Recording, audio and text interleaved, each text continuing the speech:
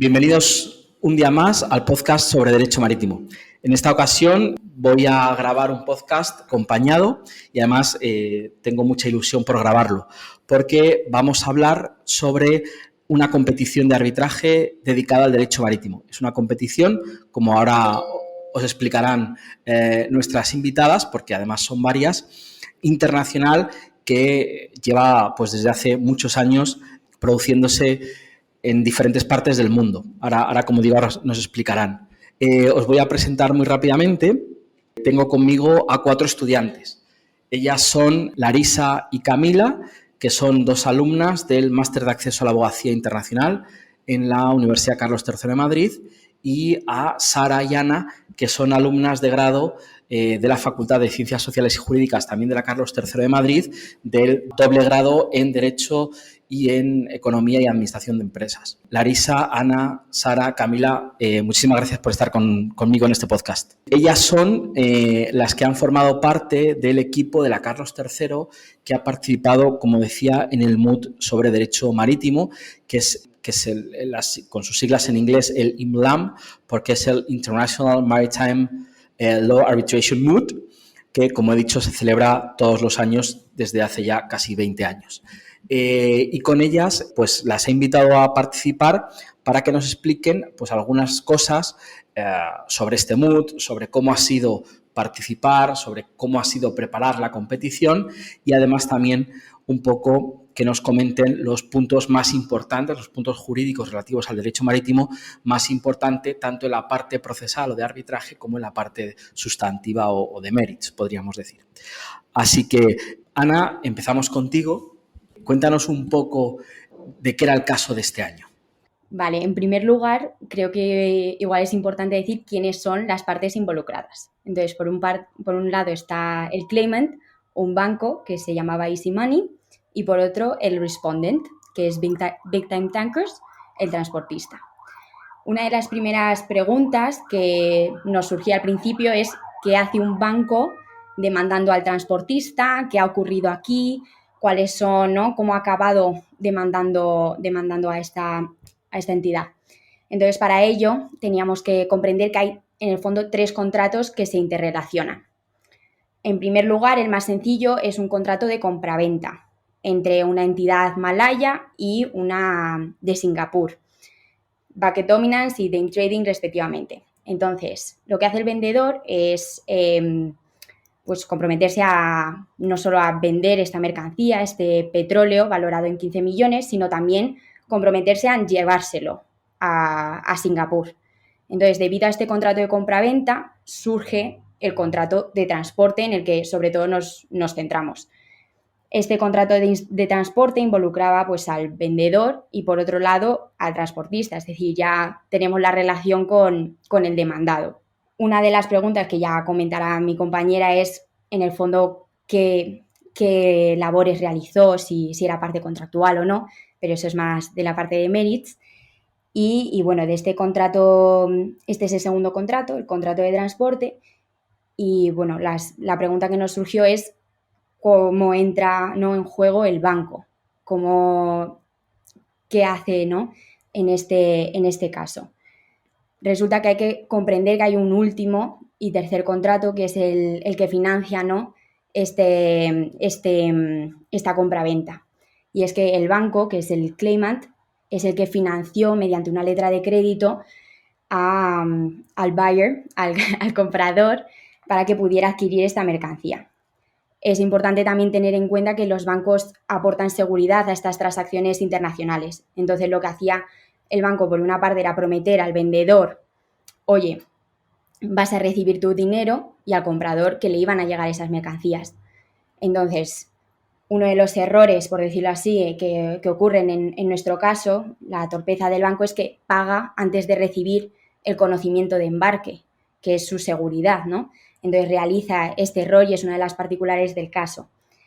Luego, por otro lado, cuando por fin recibe este conocimiento de embarque, que lo recibe pues meses después, lo cual también es un tema a debatir, lo que ocurre es que va a decirle al comprador, oye, ya lo tienes, y sin embargo se encuentra con que ya ha recibido las mercancías.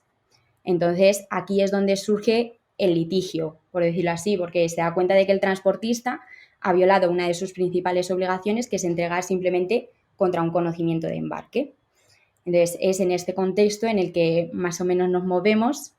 No sé qué tal lo habré explicado, porque desde luego al principio nos resultó algo complicado, pero básicamente son estos 3 contratos interconectados que dan como resultado que el banco pues pierde toda la ventaja, toda la posibilidad de recibir estas mercancías o recibir pago, y entonces se ve obligado a demandar al transportista. Muchas gracias, Ana. No, lo has explicado fenomenal. Ahora a ver si Camila nos puede comentar un poco cómo es la competición. Ana nos ha comentado un poco el caso, que ahora luego Larisa y Sara nos van a desarrollar o nos van a determinar un poco cuáles han sido los puntos jurídicos más importantes. Camila, ¿tú nos puedes comentar de qué va esta competición, cuáles son sus diferentes fases, etcétera? Vale, voy a explicar un poquito entonces cómo funciona el MOOC en general, las fases escritas y la fase oral.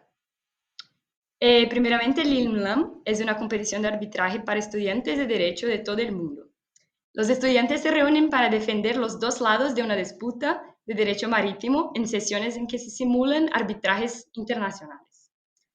La competición se divide en 2 grandes fases. La primera, la fase escrita, la segunda, la oral. La fase escrita empieza cuando los alumnos reciben el caso y deben entregar un memorando con los argumentos, fundamentaciones y los pedidos de cada parte. Nosotras, como somos 4, en la fase escrita ya nos dividimos en los 2 subequipos oficiales de claimant, demandante, y de respondent, el demandado. Y ya fijamos así los 2 grupos para la siguiente fase oral también. De esa manera sería más fácil para cada una de nosotras memorizar bien sus propios argumentos y los casos de fundamentación, con fines de tener más posibilidades de pasar para las próximas rondas. Bueno, después se envían los memos de demanda y contestación en un mismo momento. Este es un diferencial de este MOOC específico, que los dos lados son entregues en el mismo momento, por correo al organizador en la fecha estipulada. Y así empiezan las preparaciones para la fase oral. En este momento empezamos a ensayar. Ensayamos mucho nuestros discursos con nuestros coaches, con nosotras mismas, con amigos o familiares. Incluso hicimos simulaciones con abogados en un despacho especializado en Derecho Marítimo en Madrid. Ensayamos tanto que creo que en el día del MOOC ya todas sabíamos los discursos unas de las otras de memoria. En la fase oral, los paneles están formados por 3 árbitros que van cambiando a cada ronda y que suelen ser profesores de derecho, abogados o árbitros realmente, y los cuales están responsables por juzgar el equipo vencedor de cada ronda. Los árbitros son como jueces a los cuales los estudiantes, haciéndose pasar por abogados, tienen que convencer con sus argumentos. Muchas veces los árbitros hacen preguntas e interactúan, pero otras veces, si tienes suerte, no lo hacen tanto. Este año, las fases orales ocurrieron en Swansea University, en el país de Gales, y en la primera semana de julio. Las rondas preliminares enfrentamos a universidades de Australia, India y Singapur. Enseguida hemos pasado a cuartos de final, donde enfrentamos a Sydney otra vez, pero ahora sin suceso. En general, fue una super mezcla de nervioso y divertido, pero creo que podemos afirmar que ante todo fue una experiencia muy enriquecedora para todas, tanto profesional y académicamente, cuanto para la vida personal de cada una. Además, creo que lo más difícil fue el hecho de que el MOOC trataba de casos de common law y era completamente en inglés, lo que nos ponía un poco en desventaja en comparación con las demás universidades, pero nada que impidiera nuestro excelente desempeño. Muchas gracias, Camila. Es cierto, dices efectivamente que esta es una competición que se desarrolla enteramente en inglés. Sí que también, además, es bajo un poco el sistema del common law, lo que eso significa que, de alguna manera, a los países que pertenecemos a un sistema civil law tenemos ese punto de partida quizás una cierta desventaja, porque no estamos tan acostumbrados como están equipos americanos, australianos, ingleses, a utilizar pues un poco el sistema, sobre todo el uso del precedente constante que ellos hacen, etcétera, ¿no? Entonces, bueno, esa es una pequeña desventaja, pero nada que no se pueda superar como has dicho tú bien, con entrenamiento, ¿no? Una cosa que no he dicho al principio y la digo ahora, antes de ir a Larisa y a Sara para que nos hablen un poco de las cuestiones más jurídicas del caso, es que el equipo de la Carlos III no lo he entrenado yo solo. Yo soy un miembro del equipo que entrena, pero lo hago junto con mi compañero Manuel Alba y Paloma González. Los tres hemos un poco participado en lo que es un poco entrenar al equipo de la Carlos III. Así que nada, simplemente no quería olvidarme de ellos. Larisa, cuéntanos cuáles han sido los aspectos más importantes, podríamos decirlo, de lo que es desde el punto de vista procesal. Buenas tardes a todos. Muchas gracias por la invitación, Juan Pablo. Estoy encantada de participar en el podcast sobre derecho marítimo. Pues voy a comentar brevemente los principales puntos que enfrentamos cuanto a procesal, pero también había un punto de fondo que hemos incluido como parte de lo que decía el primer orador. Entonces eran como 3 cuestiones. La primera de ellas, una cuestión menor sobre la ley aplicable al fondo del asunto, porque en nuestro caso la demandante decía que la ley inglesa se aplicaba al fondo y la demandada decía que la ley de Singapur. La demandada porque consideraba que había un acuerdo entre las partes la demandante consideraba que había un acuerdo entre las partes y la demandada consideraba que este acuerdo no era válido y por lo tanto la ley de Singapur se aplicaba por ser la que tiene una conexión más estrecha con el caso. Pero esta ha sido una cuestión menor porque siguió durante la fase escrita y toda la fase oral como una sumisión preventiva. Incluso durante la fase oral, un árbitro nos pidió que la omitiéramos, ya que hasta el momento no existían diferencias sustanciales entre el derecho inglés y el derecho de Singapur en relación con los temas abordados. En la parte jurisdiccional o procesal, la cuestión principal giraba en torno a si existía o no un acuerdo de arbitraje entre la demandante y la demandada y, en consecuencia, si el tribunal arbitral era competente para conocer del caso.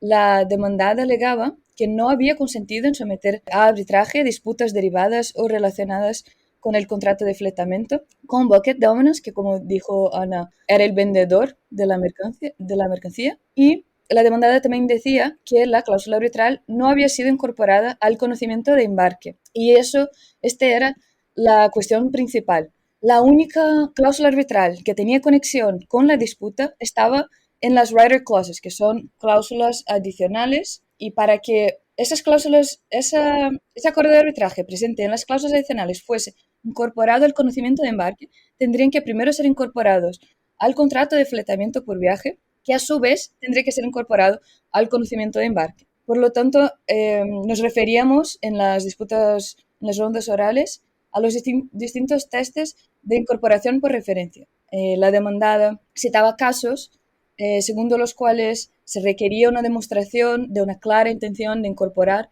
el acuerdo de arbitraje para que fuera incorporado con validez, y la demandante decía que la incorporación era válida, entre otras razones, porque si no se incorporara, habría remarkable gaps, o sea que no tendríamos información suficiente solo con el conocimiento de embarque y tendría que ser incorporada para que no faltase información relativa al contrato de transporte de mercancías. Y citaban casos como San Nicolás y de Nerano.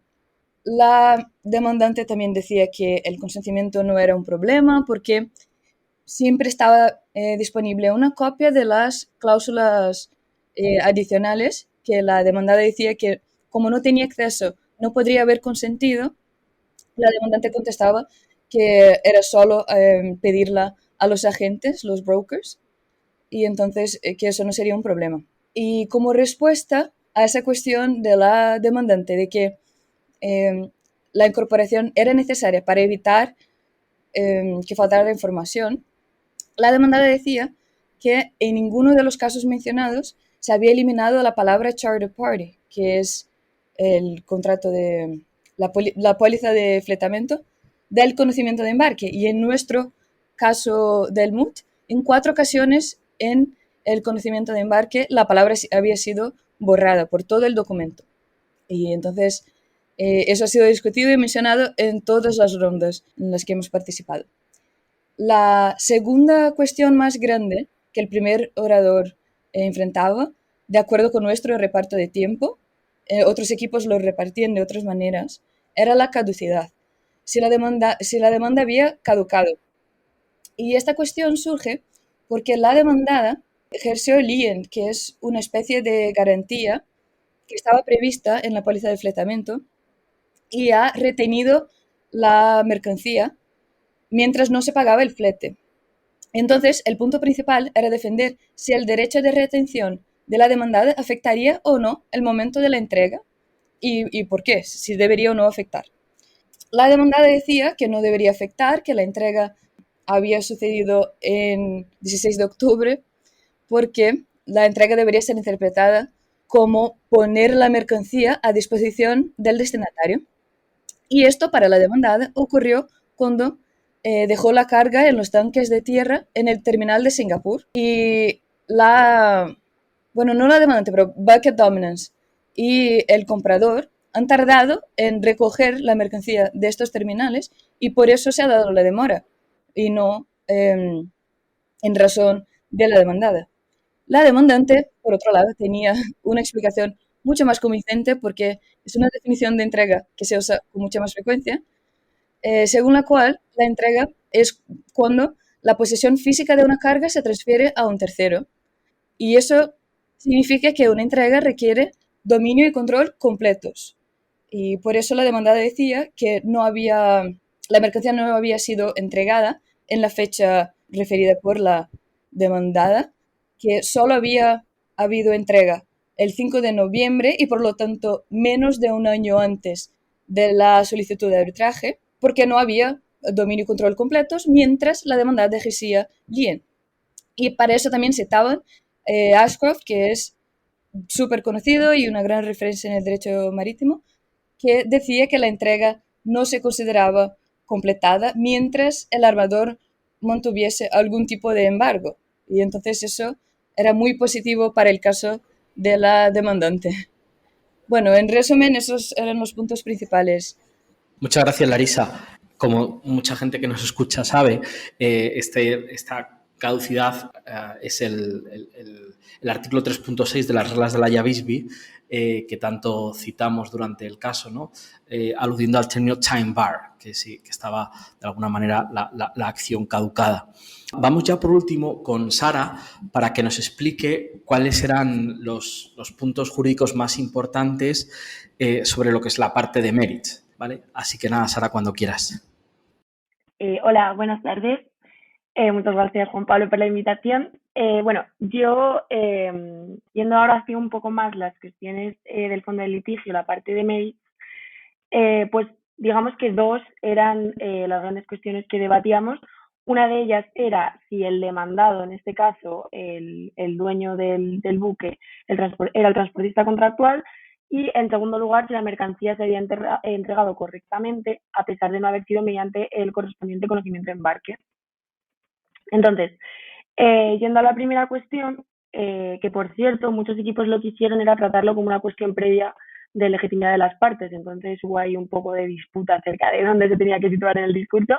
Nosotros lo tratamos como un punto de fondo del litigio, y era básicamente demostrar que efectivamente, o no demostrar, claro, que efectivamente el nombre introducido en el conocimiento de embarque como transportista era el correcto y que no existía ningún error. Para eso lo que hacían los equipos primeramente en general era mencionar estas reglas de la Haya-Visby, el artículo 1A, que lo que te dice es que pues el transportista puede ser tanto el propietario del buque como el fletador que suscribe un contrato de transporte con un cargador. Entonces, la cuestión se resumía en que el demandante probara que el contrato había sido efectivamente con el fletador y no con el propietario del buque, es decir, el demandado. Aquí el argumento con más fuerza para la parte demandada era pues remitirse a lo que es el conocimiento de embarque que nos proporcionaban en el caso, que aparecía en letras bien grandes que el transportista en este caso era el fletador y no el propietario del buque. Por otro lado, la parte demandante pues lo que hacía era irse un poco más de este conocimiento de embarque y meterse más en lo que eran las circunstancias y los hechos fácticos del caso, intentar probar, decir, oye, no, la persona, la parte que realmente está realizando todas las labores propias de un transportista en base a estas reglas de la IABISBI, el que carga la mercancía, el que es el responsable de la mercancía, el que la entrega, es realmente el propietario del buque y por lo tanto el verdadero transportista es el propietario del buque, el nombre introducido en el conocimiento de embarque es simplemente un error. Y en base a este error que aparece aquí, pues bueno, ha jugado durante toda la competición un papel muy importante lo que es la cuestión de la representación. Y en particular a lo mejor pequeños detalles, como por ejemplo podían ser la firma por parte de los agentes portuarios, ¿no? Porque en el caso, pues sale que la firma de los agentes es como agentes, solamente pone as agents only. Entonces, claro, realmente ahí pues, lo que tenías que intentar demostrar un poco era que esa firma no era a favor del capitán del buque, aunque sí que había habido emails del capitán dando autorización, que en ningún lado había firma por parte de ese capitán. Y por el otro lado, la otra parte, lo que tenía que probar era que sí, que el capitán del buque siempre actúa para el propietario del buque y que en este caso no iba a ser menos y que por lo tanto la firma realmente al que vinculaba era ese propietario del buque y no al flotador de ninguna manera. Y bueno, eso un poco así resumiendo el primer punto. Luego, en segundo lugar, encontramos la cuestión de lo que es la entrega en sí de la mercancía, que diríamos, yo creo que era el punto más potente para la parte demandante, porque, bueno, pues es una máxima bien clara y asentada en derecho marítimo que la entrega de la mercancía se tiene que hacer mediante conocimiento de embarque. ¿Qué pasa? Que en nuestro caso el conocimiento de embarque no se sabe dónde estaba, ni se le esperaba, ni se sabe muy bien en el momento de la entrega dónde se encontraba ese conocimiento de embarque. He de decir que el equipo que ganó la competición tenía claro que ese conocimiento de embarque seguía en manos del fletador, que nunca fue entregado por el fletador al banco, pero bueno, es un hecho no probado, entonces no se sabe. ¿Qué pasa? Que en este caso nuestro demandado, el propietario del buque, entrega esa mercancía sin el conocimiento de embarque mediante una letter of indemnity. Cuando el banco recibe ese conocimiento de embarque, pues claro, lo que hace es demandar en base a que ha habido un misdelivery. Y aquí creemos que metieron esta cuestión también en base a casos recientes que ha habido en los tribunales ingleses, en los que parece que se está cambiando ligeramente esa tendencia de que la entrega sin conocimiento de embarque siempre sea incorrecta. El caso más potente para la parte demandada aquí era de Siena, y básicamente el argumento más claro era que al final luego usó el equipo que ganó la competición era que realmente el banco no estaba viendo ese conocimiento de embarque como la manera última de asegurar su transacción y que esta supuesta entrega errónea de la mercancía no era la causa próxima de las pérdidas del banco.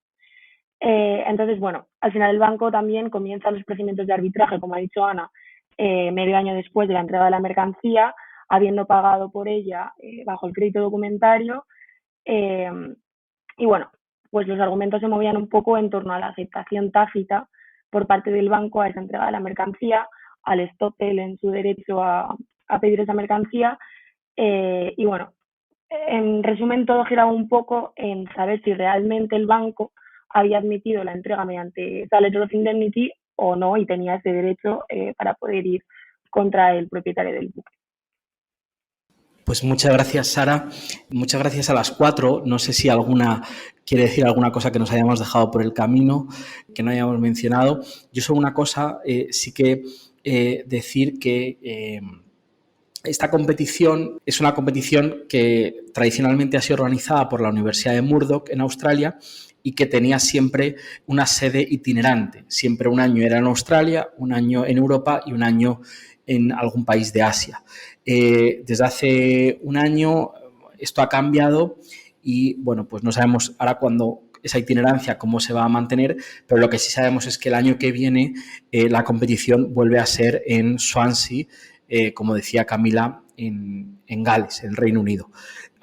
quiere alguna cuestión más que decir? Porque anécdotas ha habido muchas, no vamos a entrar en ellas quizás porque aburriríamos al personal, pero yo creo que, bueno, que la cosa ha estado divertida, nos lo hemos pasado bien estos días.